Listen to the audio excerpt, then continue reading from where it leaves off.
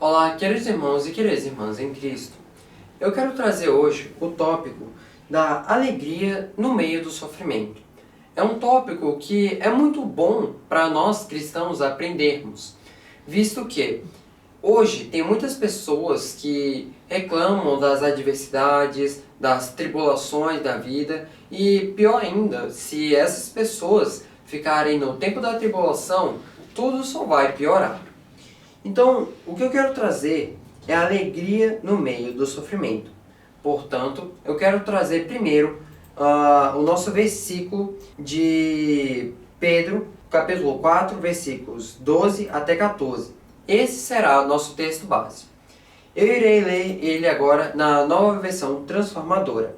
Amados, não se surpreendam com as provações de fogo ardente pelas quais estão passando, como se fosse algo estranho lhe estivesse acontecendo.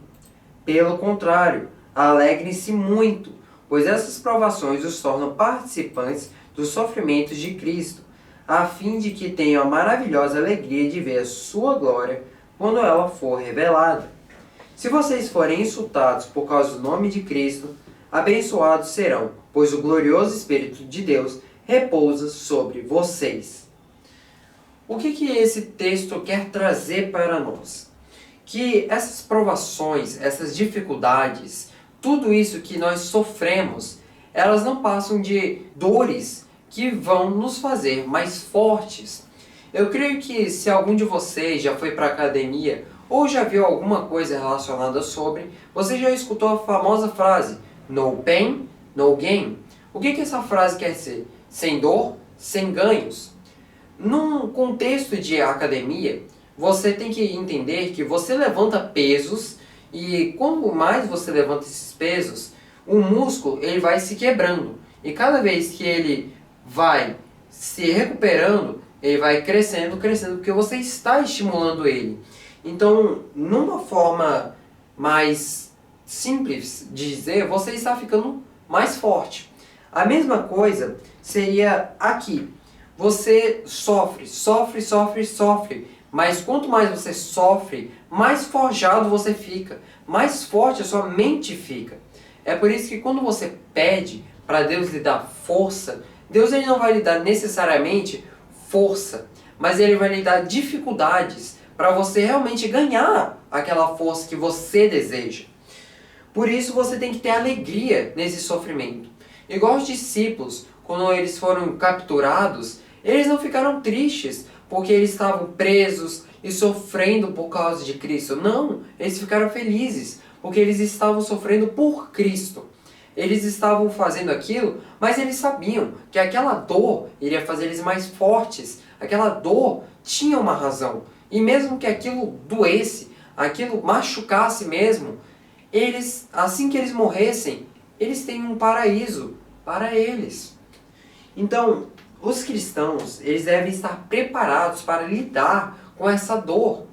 Eles não podem fraquejar. Ai, porque doeu. Ai, porque a minha vida é ruim. A minha vida é aquilo. Isso. Você não pode desistir. Essas pessoas não desistiram. E pelo contrário, elas ficaram felizes. Então, essa preparação, ela vem de você ter uma mentalidade. Você não pode ser um fraco mentalmente para você querer aceitar a Bíblia. Você tem que se forjar, você tem que melhorar, você tem que ser forte.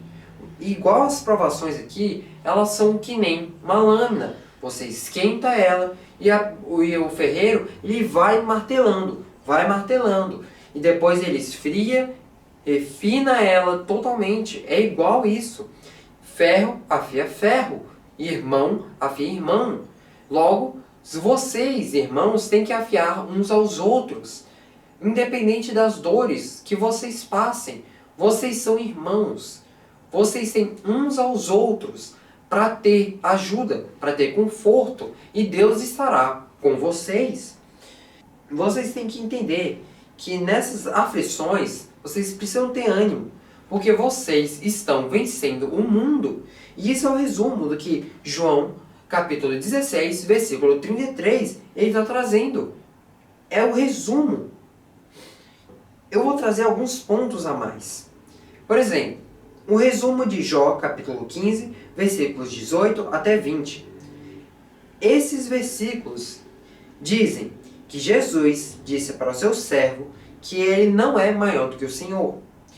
Também Paulo, ele adverte lá na sua carta, em 2 Timóteo, do capítulo 3, versículo 12, que essa dor, esse servo, ele vai passar uma provação grande, não tão grande como o Senhor, porque o Senhor, ele é uma pessoa resistente, ele é o Deus.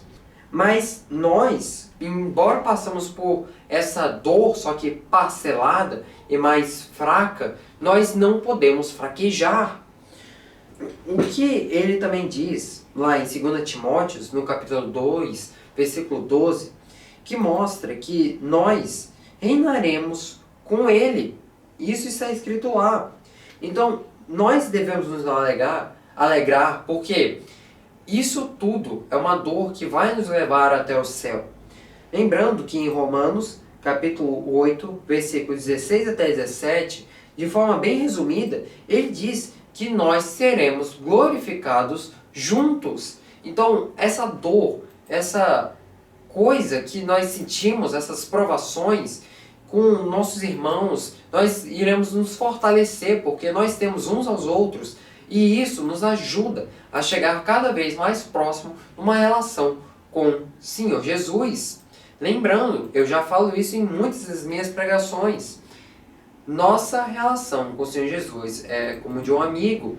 Então, cada vez que nós passamos dores para ter ainda Jesus como nosso amigo, essas dores estão nos fazendo ter uma relação mais íntima com Deus. É aquele amigo que você não quer perder a amizade. E você sabe que aquela pessoa é boa, e as pessoas do outro círculo, elas estão acusando ele.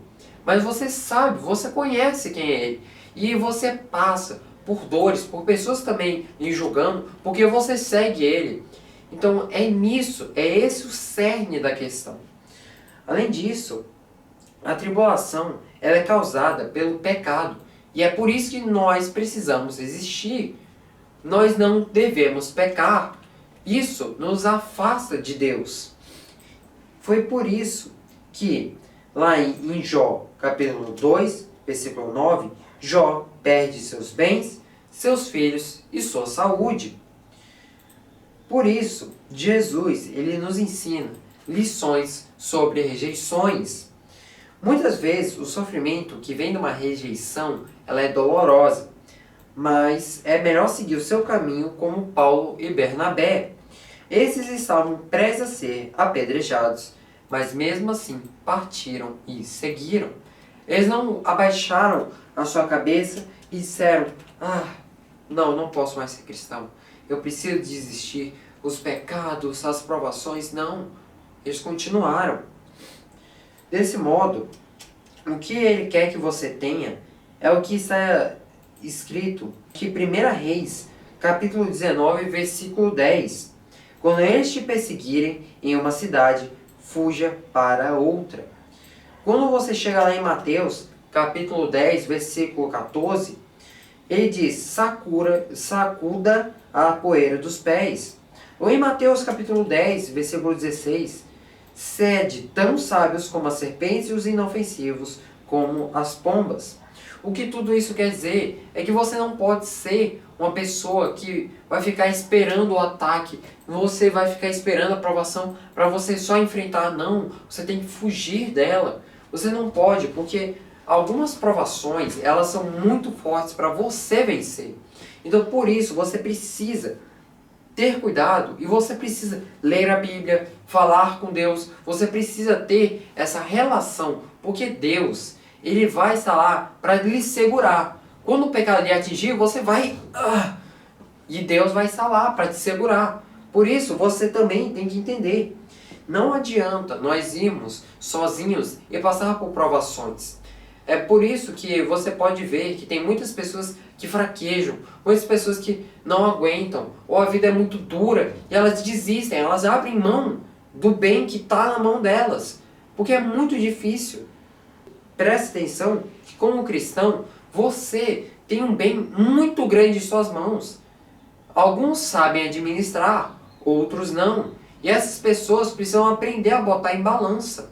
Se você acha que porque agora eu tenho esse bem, agora eu vou conseguir tudo, não é assim. É por isso que muitas pessoas fraquejam, porque elas pensam, agora eu posso fazer tudo, mas não é assim.